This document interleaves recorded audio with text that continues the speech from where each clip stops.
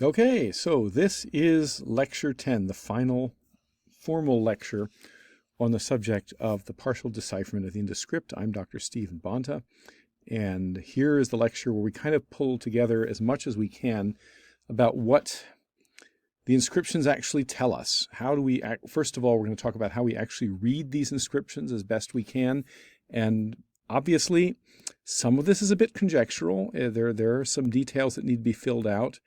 This is not by any means complete, but this is where I am right now, based on the ineluctable evidence that we've assembled over the last several decades, and then also what the information, the inscriptions, the names in particular, that we've managed to decipher in whole or in part. What do they tell us about the Indus civilization, as well as, of course, the information on the seals, what they were used for. So here we go. All right, well, this is a bit of a review, but the question becomes, what sort of information do the pattern inscriptions contain? The complex inscriptions that we've looked at are pretty straightforward. They're basically appellative inscriptions, meaning they just have a name and perhaps a title of the bearer of the seal or somebody relevant to the bearer of the seal, perhaps. So we've seen that already. That's pretty straightforward.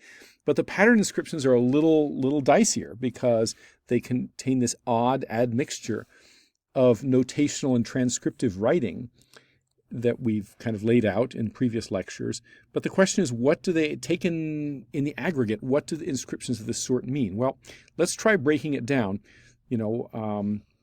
because there are many maybe subclasses of patterned inscriptions, and we're going to look at a few of them and just see what we can infer about the likely purport of these inscriptions.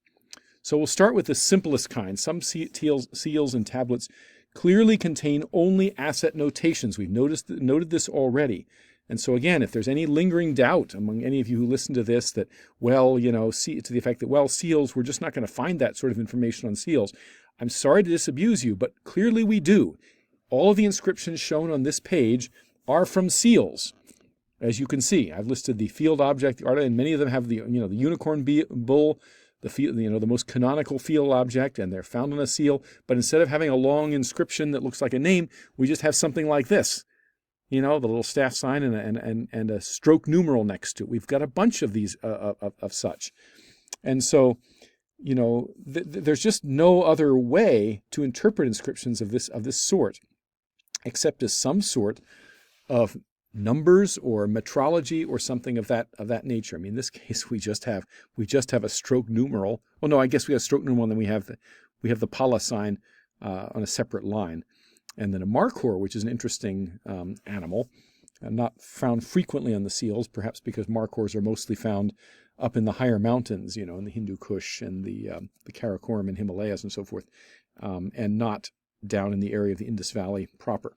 But anyway, be that as it may, these inscriptions, it seems to me, are necessary and sufficient to show that, in fact, yes, we can find on seals, on actual real seals with the raised boss in the back, everything else, seals in every sense of the word, inscriptions that cannot be reasonably interpreted in any other way except as being some kind of notation of assets or metrology or something like that. So now the next most complex form of inscriptions will have something of that sort, particularly the pala sign with a stroke numeral and then a P cluster.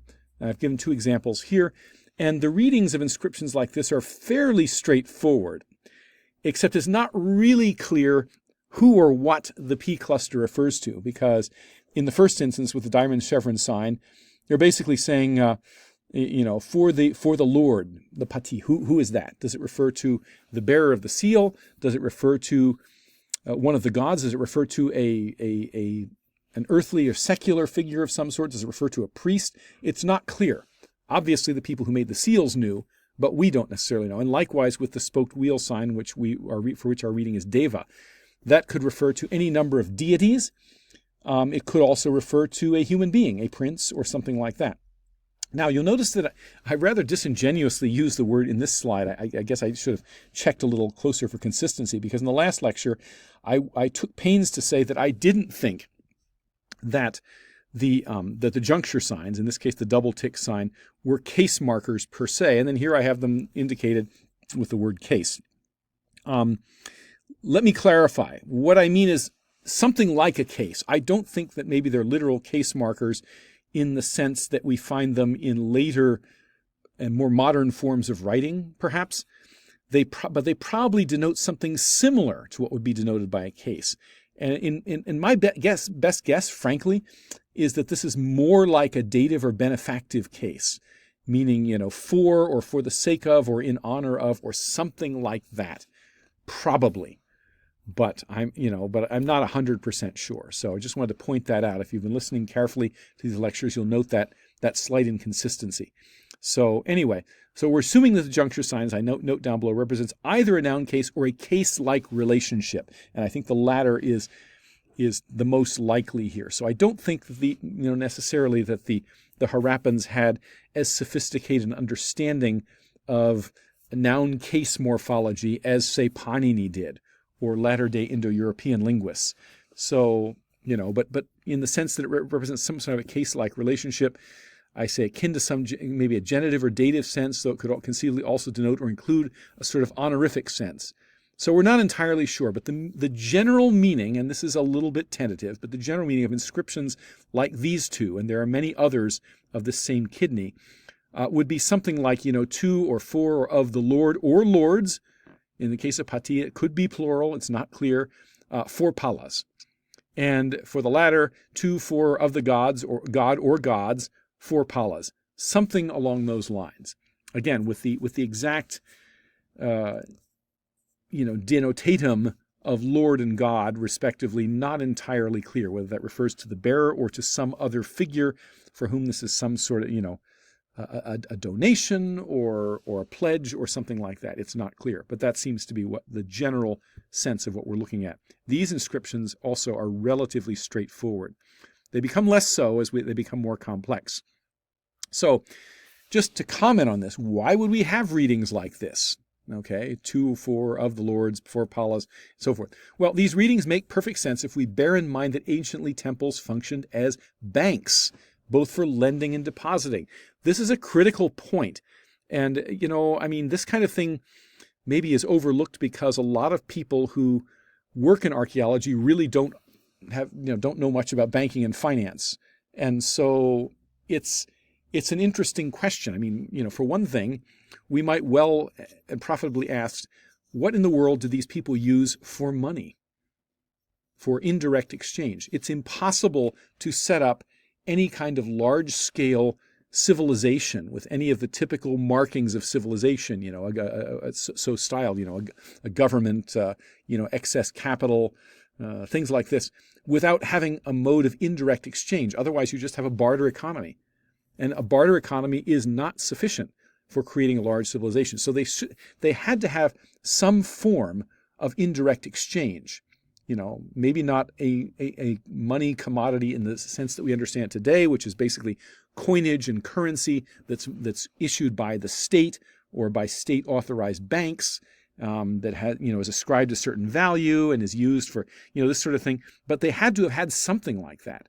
And it's quite possible that these seals did have some kind of quasi-monetary function, that they were used maybe as earnests in transactions, and perhaps even for the purpose of indirect exchange. It's hard to know, but there is one note in one of the early Vedic texts that refers to objects that were hung around the neck that were that they say were basically like seals that were used also as money. So there is one reference to that kind of thing going on. But a lot of times people don't think about this. You see all the buildings and the streets and the urban planning and the evidence of trade, and they'll start to ask, okay, what held all this up? What allowed this to take place? Because without some mode of indirect exchange, it's literally impossible to have large-scale manufacture and trade, as was clearly the case in this and many other Bronze Age civilizations. However, coinage was not invented until many, many centuries after the end of the Bronze Age by, as far as we know, by the people of the so-called Lydians, which was an empire in Asia Minor, that was adopted then by the Persians when the Persians conquered Lydia. They adopted coinage, and the Persian daric, which was the first large international coin that was used, named after Darius of the Persian Empire, was modeled after the Lydians. And so the coins that Lydia issued were essentially seals. They were also used like seals. We found impressions of those in tags and stuff like this. So they seem to have also functioned as seals. But at some point, the idea that they could simply circulate freely arose, and thus came about the institution of coinage, money qua coinage, which we've had ever since.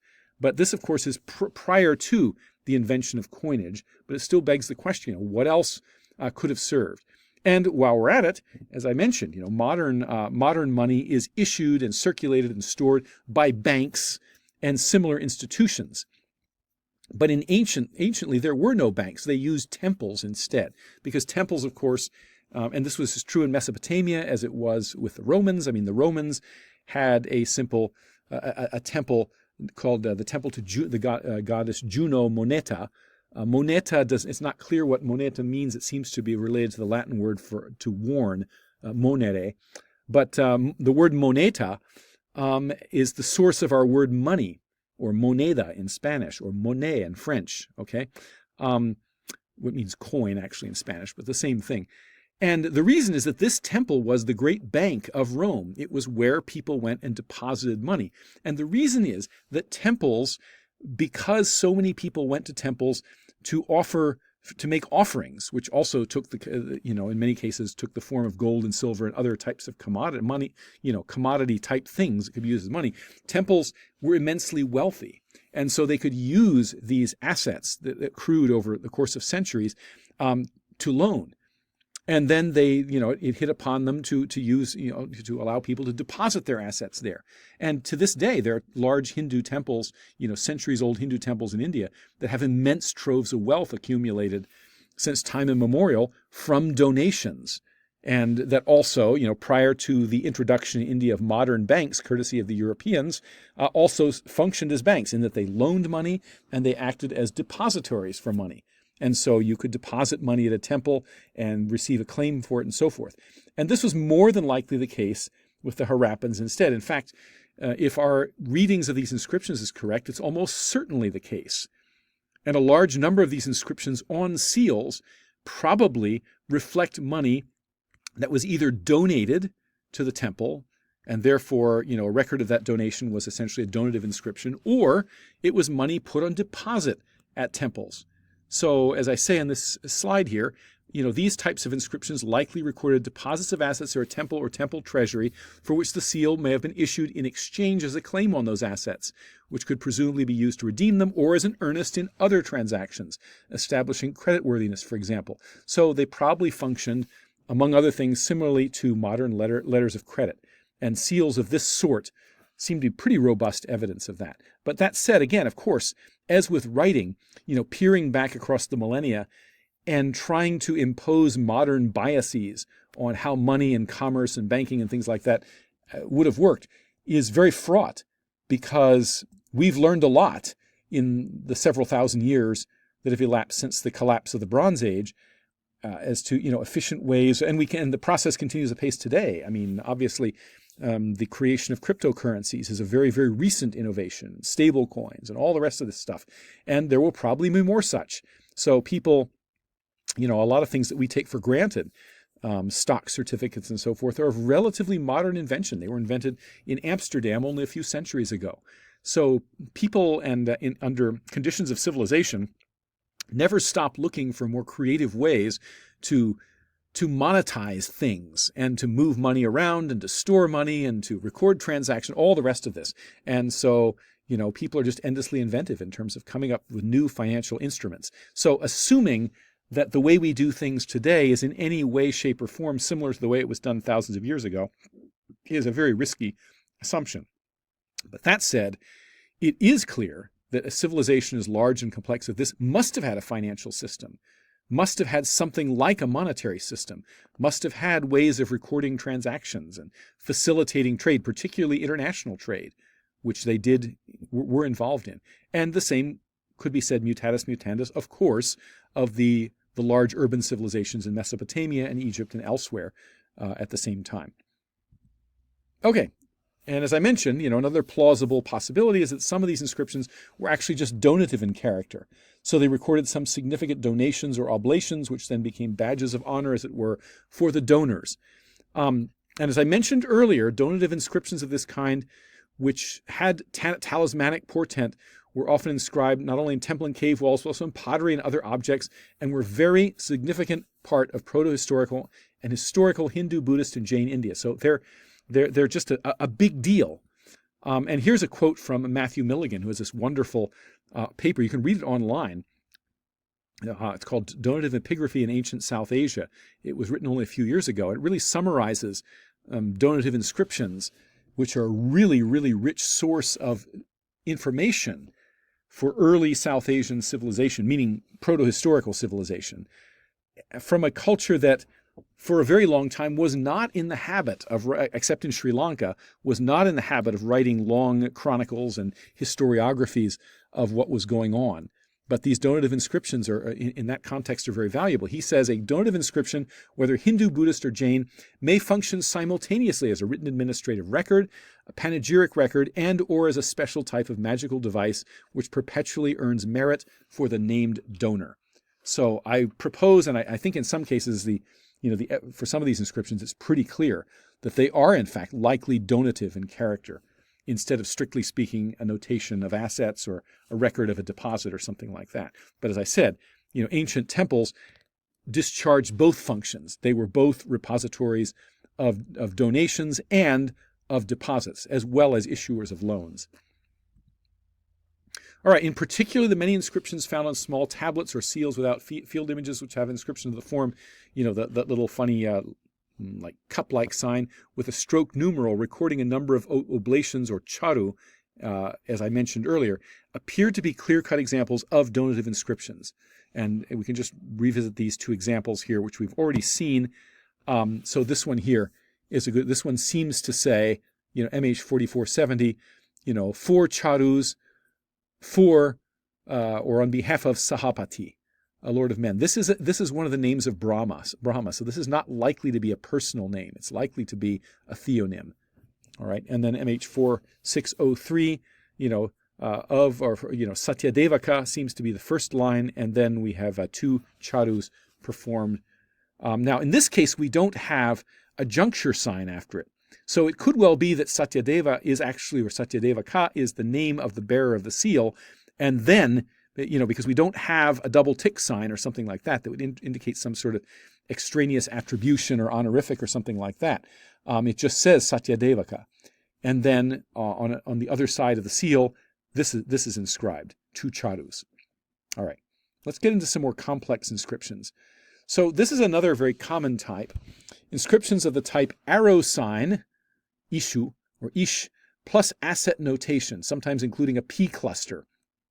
You can see these don't have P cluster, P fields in front of them. These do.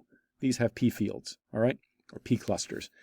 So the question is, what do these mean? What do these funny-looking inscriptions look like? Well, let's break it down. So of the 2 likely possible values for the arrow sign, we'll call it, ish, own, possess, or belong to, and ish, be worth, be accepted or regarded as, the latter seems somewhat more plausible without, however, entirely excluding the former. So, there are 2 possibilities here that we're going to suggest, and maybe some future investigators will be able to discern, which of the 2 it is. It could well be that this sign could have both meanings depending on the inscription. But this one here, for example, we have 3, a three fish cluster followed by the arrow sign, most likely reads something like worth or is valued at whatever this amount is. But it could also mean owns or is owned, or this amount is owned. It's possible. Okay. A more complex inscription, in this case we have again an M field, but it has all 3 elements. There's an oval sign, 2 fish signs, and then matra there, the invariable pleonastic number measurer. pair would mean something like either worth the amount of or exactly this, whatever this is, or it could conceivably means owns exactly or the amount of this. It's not clear which of the two, but one of the two seems to be the meaning of inscriptions like this. Okay. Now we do also find this inscription a number of times unto itself. You just have matra plus the arrow sign, ish. Okay. And the most likely reading, in my opinion, is worth one measure, or perhaps owns one measure, matra. See, the word matra, like the English word measure, in Sanskrit, and once upon a time in English also, didn't just mean measure in the abstract. It meant a specific standard amount of a valuable commodity like gold or silver. For example, the word measure, you can find it used this way in the King James Bible, where they refer to things like a measure of wheat or something like that. I think that terminology crops up in the book of Revelation, for example, and in other places. And what they meant by that is not just any amount, but a specific amount. So the word matra also denotes a specific, relatively small amount of something, all right, a fixed amount. And so it probably inscriptions like this mean worth or owns a measure, and it was known by convention what that measure was, a measure of gold, a measure of silver, something of that nature, of a sufficient amount to be worth recording on a seal or a seal-like tablet. Now we get to some more complicated inscriptions with a P cluster. And with a P cluster, so here's some examples. We're going to break down these three inscriptions. So we have, again, the owns or is worth sign there, ish, and then we have the weight sequence, and then we have, 2, 4 of the lords, etc., etc. So likely, in these circumstances, pati would refer either to a deity or some kind of civil authority pertaining to the temple or depository institution. And the same could be said of deva here in this one, and again, pati down here. So that's kind of what seems to be going on with these inscriptions. This is still fairly straightforward. But wait, there's more. Okay, so now here we see inscriptions of the type, and these are not as common, but they do occur often enough that we should comment on them, with the type where we have the jar sign plus an M cluster. Now my best guess here, and this is a little more tentative, is that portion of the inscription basically means equals such and such an amount. Remember that the jar sign is equivalent to the copula verb as, to be. So that's probably what's going on there, but it's not entirely sure. Perhaps there's another explanation, but that seems to be the most likely reading of this relatively uncommon type of inscription. Now, we also have inscriptions where we just have as plus a C cluster in front of it. And the meanings of these seem to be pretty straightforward. It seems to mean belongs to whatever the C cluster denotes. And here are two common examples. The first is the this common inscription. I've not really had occasion to comment on it before. But these three signs are ba, hu, and ja. Taken together, they denote the word bahuja, which means literally arm-born for reasons of Hindu mythology that I'm not going to go into at this point. It's a term meaning a kshatriya, as we call them now, or a member of the warrior caste. All right, so that's interesting. And this is a fairly common element in inscriptions.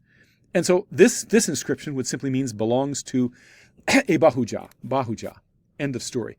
And this one would mean belongs to the bhupala. Now, it could mean that these seals, let me take a drink. These seals might not all belong to a king. And I note here that, bhupala might well refer to a local prince or regional sovereign, where Raja and Adhiraja may have referred to the overall head of state. That would be my intuition. These are two different rankings of monarchs.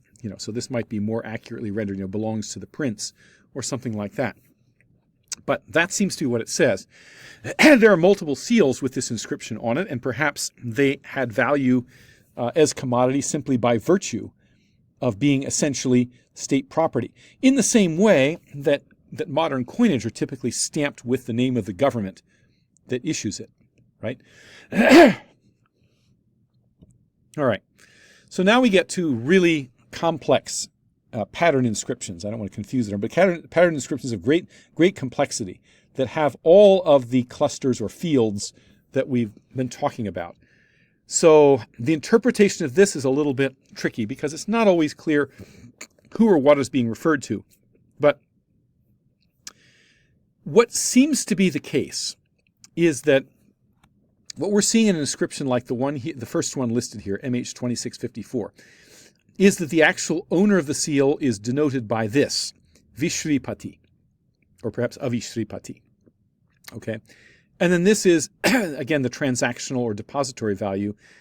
And then this part at the beginning is the authority in whose name it's being deposited, or possibly in whose name it's being donated, or something like that. In this case, Ati Raja Raja. And then this, I'm not entirely sure, but there's Ish, in a very rare instance where it's found outside of the T field. Probably this is Ishvarapati, or something like that. But this sign only occurs a couple times, so I don't really want to guess exactly what its meaning might be. But it's something like that. All right. So that seems to be what's going on here, is that we're referring to two different individuals. One, the person or God or deity or authority in whose name or under whose auspices this transaction is being made or taken note of, and the other who's the actual bearer of the seal. All right, and the same could be said with this seal here. In this case, we don't know what this sign means. I don't know anyway. If you can figure it out, more power to you. It only occurs like 10 times, but it occurs quite frequently in front of pati. So whatever it is, it's an important root or word that occurs in combination with pati. Okay. And likewise, this is one of those signs that I would love to be able to decipher, but have not been able to. This is a very interesting, intriguing looking sign. It looks sort of like a building, but that doesn't really mean anything at this point. But this appears to be a name of some sort. So it seems to me belongs to this name exactly the amount of that for, to, or on behalf of, or in honor of whoever this is. That's what that seems to say. And you can see this one down here, belongs to the king, belongs to the Bhupala, this amount for, unto, on behalf of, in honor of the god or gods, Deva. All right, so that's what's going on there.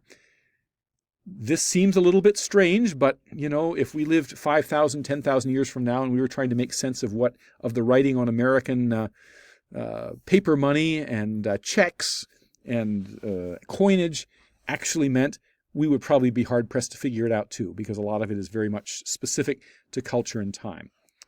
All right. Here's a few more examples of those. I don't think we're going to go into this particularly. I'll show it here long enough so if you want, you can pause the video and look at it yourself. All right. Oh, and here are still a few more. So these are the most complex forms of patterned inscriptions. All right. All right. Okay, so let's get to the conclusions. And there are a lot of them. So we're just going to read through these and maybe comment a little bit on them, and then we'll be done.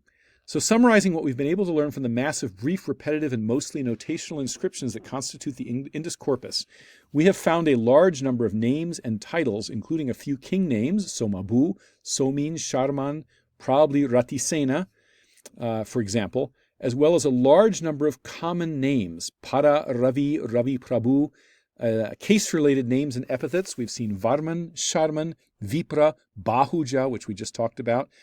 Royal titles, Raja, Ati or Adi Raja, Ati Raja Raja, it's not listed there, but that's another one. Pati, Patni, Deva, Devati Deva, which occurs in one inscription. Shri or Suri, Sri Deva, Atmarakshaka, Dhanapala, Bhupala, Bhupati, Bhudeva, etc. Quite a few of those. These and many other names, titles, etc. that all emerge from the values obtained for the signs discussed in this work, together with the other evidences detailed at the beginning of the study, constitute evidence far beyond any reasonable doubt, in my opinion anyway, that the chief language underlying the Indus inscriptions is an early form of Sanskrit, and that the inscriptions themselves are largely resolvable into two types, namely appellative inscriptions that simply name the bearer of the seal, or whomever it represents. Most of those are the complex inscriptions. And notational inscriptions, which, while often containing names or titles in the P and or C fields, have as their chief purpose the notation of property or assets, either as transactional or depository records. These are the patterned inscriptions, and we've just gone through a whole bunch of those. All right. Part 2 of the conclusions. All of the uses of patterned inscriptions are still far from clear, but the purport of many of the inscriptions strongly suggests a relationship with temple donations or temple deposits. That some inscriptions may in fact be donative inscriptions is reinforced by notations with charu, rice or grain offering, or the pot in which is prepared, one of the 5 great sacrifices, along with certain stroke numerals, long stroke numerals. We've already discussed this. Conclusion number 3, Indus society, like historical India, was characterized by caste, right? I mean, we've seen some caste words like Bahuja, and presided over by various princes and monarchs. The very old and worn seal bearing the inscription Atiraja Somabu, Supreme King Somabu, is particularly suggestive, inasmuch as Somabu was the name of the legendary founder of the lunar dynasty, the supposed offspring of the moon Soma and regent of Buddha, or Mercury. It is also perhaps significant that the lunar dynasty has always been associated with the Kshatriya caste. Then the term Bahuja, Kshatriya, is extremely prominent in the Indus inscriptions.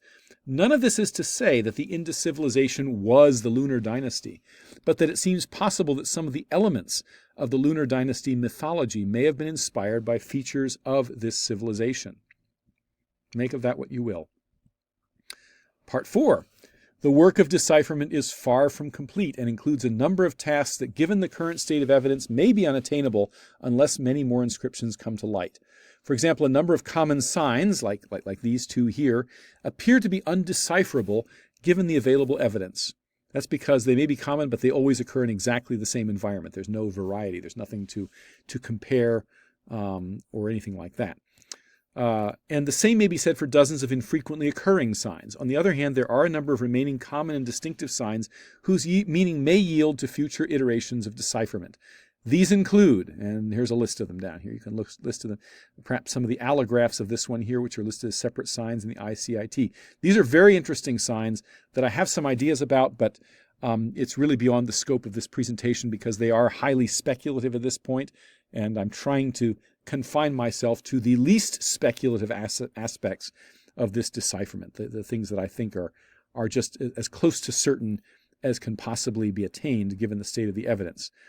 All right, so there's a bunch of signs. You can look at them at your leisure.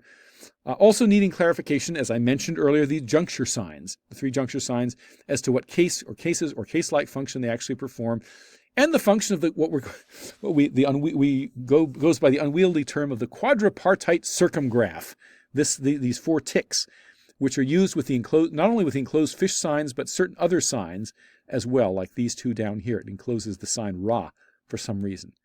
I have no idea what that means. So these are all things that, in my humble opinion, will probably yield eventually to properly directed inquiry. How long that will take is not clear. But it is also clear to me that given the current state of the evidence, many of the signs and therefore quite a number of the inscriptions will probably remain undecipherable for the foreseeable future. And part 5. Additionally, while we furnished likely readings for several ligatured signs, it seems very likely that many more Indus signs are in fact compounds or ligatures, and the rules for compound information, there's a typo there, are far from clear. In some cases, ligatures seem to represent simple conflations of 2 signs that may optionally be written as 2 discrete graphemes, whose readings are simply the combined full values of the signs. So this is the case with compounds using pati, like Shri Pati, for example. Other compounds seem to incorporate sound elements of constituent signs, but their readings are greater than the sum of their parts, so to speak, as we've seen with Rashtra, which contains Ra and Tra, but not the Sha part. Okay. Still, other compounds seem to have broad overlap with other non-compounded related signs, such as, and we talked about this very early on. You remember I told you that we showed actually tabular evidence that the so-called Bowman sign and the bow sign are very similar in sound because we see them in a number of inscriptions being used more or less interchangeably. And perhaps certain other compounds with the anthropomorph, like this one as well, these 2, are very interesting. And there's actually some overlap in their distribution, which I talk about in the monograph, but we haven't had time to deal with in this presentation. The function of the anthropomorph, or the stick man, in many compounds is still far from clear. Again, I do have an idea about that, but maybe that's for another day. It's not really full-fledged enough to warrant presentation. But it doesn't appear to be simply phonetic. And that is the end. As far as we're talking right now, there's the priest king with his partially damaged nose to see us off. So thank you very much for if you've watched all of the videos, all the lectures, and I would certainly appreciate hearing any communication. I do get a lot of emails and other correspondence from interested parties, and I try to answer them all, so I'm happy to hear from you if you have any additional ideas about this. Thank you very much.